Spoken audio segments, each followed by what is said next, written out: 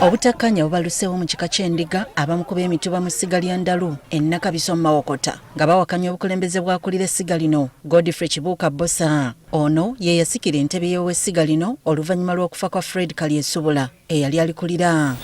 Beesonzeemu ennwe nga kw'otadde n'okulangirigana. Ino okubeerayo mbunga ye yakiika ye wakasobi. Owakasobi yali muto era mulwajja muka kweddalu. Oyo kati abeera yali kujja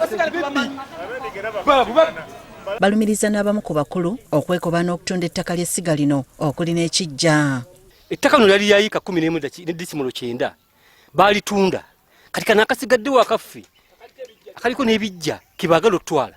Naye nze nno eyasigalawo ng'ow'essiga Ndalu sigenda kukkiriza bannakigwanyizi abeekobaanye n'abamu abalina n'obukulembeze mu kika ky'endiga okujja wansi eno okubba ettaka lino. Bino nga tebinnabaawo baasose mu nsisinkano ne poliisi y'Empigi mu kugezaako okugonjoola obutakkaanya buno. Godfrey Kibuuka Bbosa akulira essiga lya Ndalu ategeezza ng'ekibanja kino bwe kiri eky'omutuba gwa Ssegonja. Ekibanja ekyo kya wa mutuba Ssegonja kitaffe eyasikira jjajjaffe Ssegonja ne jjajjaffe nga yasikira jjajjaffe Zebediah Kiyingi yakubye ow'omutuba ne Zebediah Kiyingi yakubye asikira Nkonge eyali ow'omutuba.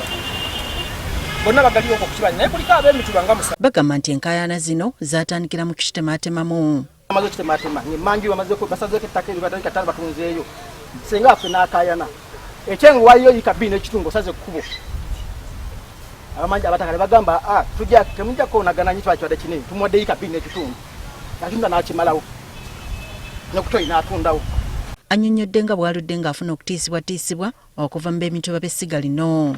Bazze abakulu abo banneekubako nnyo okuba nti mbawa ebitabo ebyo era nga bakuba amasimu okuntiisatiisa nti ebitabo ebyo tujja kujja tukutte lumu bannumbako mu maka gange n'ebijambiya. Waliwo n'abamu ku bawakanya Godfrey Kibuuka Bbosa ku bwa Ndalu. Nti Ndalu balina Ndalu owaabwe ffe tetumumanyi ffe kitaffe yatulekera muganda waffe Kibuuka Godfrey Bbosa nga ye Ndalu waffe ng'ekika. Era yewe nsikirano era yali mu kifundikwa era yakiika ku mbuga era yakiika ne Kasolya ye Ndalu omutuufu ffe gwe tumanyi.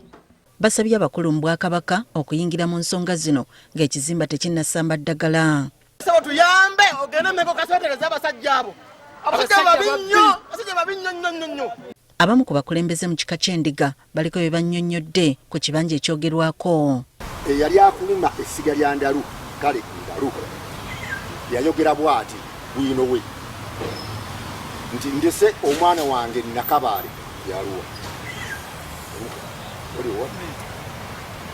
oyo namuwaako okuzimbako akuume embuga. Luwombo Kalyesuubula nga ye Katikkiro w'ekika ky'endiga alaze obwennyamivu olw'abamu ku bazzukulu mu ssiga lino okubayisaamu amaaso. Muwe ekika ekitiibwa, muwe abakulembeze ekitiibwa. Bwe munaamanya nti ekika ky'endiga kyekibakulembera era abali Kasolya be babatwala muyinza okufuna ekirungi. Omukwanaganya wa poliisi n'omuntu wa bulijjo mu poliisi y'Empigi Yonas Ssebirumbi akubiriza ab'essiga lino okwewala ebikolwa eby'okutwalira amateeka mu ngalo. Tujja kubikwasa abakulemberayo abafamire ab'ekika ekyo tegese bulungi nnyo kyetutayagala ku ground violence.